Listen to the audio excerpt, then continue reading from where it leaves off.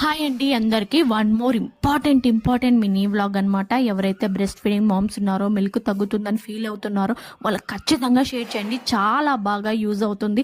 ఇది తాగిన with in 2 hours కల్లా మనకి ఇన్స్టెంట్గా బ్రెస్ట్ మిల్క్ అనేది ఇంక్రీజ్ అవ్వద్ది. బట్ తాగాలంటే చాలా డిఫికల్టీగా ఉంటుంది. నేనైతే చాలా డిఫికల్టీ ఫేస్ చేశాను. బట్ నేనైతే హార్డ్లో ఒక 1 week తాగాను. ఇంక అంతకు మించి నా వల్ల కాలేదండి. నేను వేరే సోర్స్ అయితే చూసుకున్నాను అనమాట. అది ఏమీ లేదు.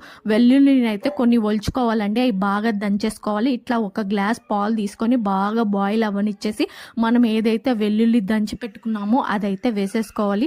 మంచిగా మరగనివ్వాలన్నమాట. ఆ స్మెల్ కూడా అబ్బో అస్సలు తాగలేమండి.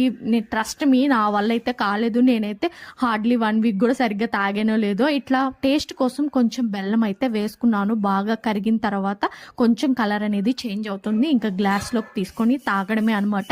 బట్ ఇన్స్టెంట్గా బ్రెస్ట్ మిల్క్ అనేది 100% వస్తుందండి. అసలు డౌటే అవసరం లేదనమాట. బ్రెస్ట్ మిల్క్ తగ్గే వాళ్ళకి ఖచ్చితంగా ఈ రెసిపీ అయితే షేర్ చేయండి. వీడియో నచ్చితే లైక్ చేసి ఫాలో అవ్వండి. Thanks for watching.